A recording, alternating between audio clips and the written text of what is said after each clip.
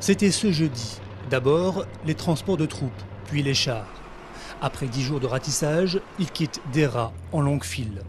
La ville était assiégée depuis le 25 avril. Les forces de sécurité qui accompagnent les journalistes s'en tiennent au discours officiel. Nous faisons face à des salafistes et des gangs armés présents dans différents endroits de cette ville. On les a pourchassés et on a saisi une grande quantité d'armes. Deraa est devenu le symbole de la fronde contre le régime de Bachar al-Assad.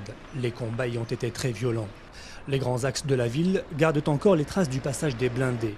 Des douilles parsèment le sol devant la mosquée Al-Omari, qui fut le bastion des protestataires. Le bureau de la télévision nationale, la maison du gouverneur et le palais de justice ont été incendiés durant les émeutes par les manifestants. Dans la rue, le silence est pesant. Les quelques habitants qui osent sortir sont stupéfaits devant l'ampleur des dégâts.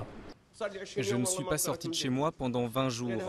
Lorsque j'ai enfin pu sortir pour aller prier, j'ai vu le palais de justice brûler. Quel gâchis! J'y ai travaillé pendant 40 ans. Au centre-ville, peu de magasins ont rouvert.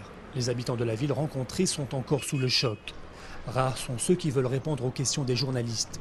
Ceux qui prennent la parole tiennent un discours convenu, au risque de se faire rabrouer par les opposants au régime. Là où je vis, tout allait bien, c'était calme.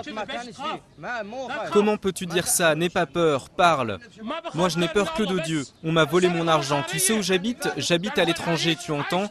Je rentre et qu'est-ce que je trouve? De la terreur, des morts. On enlève mes enfants.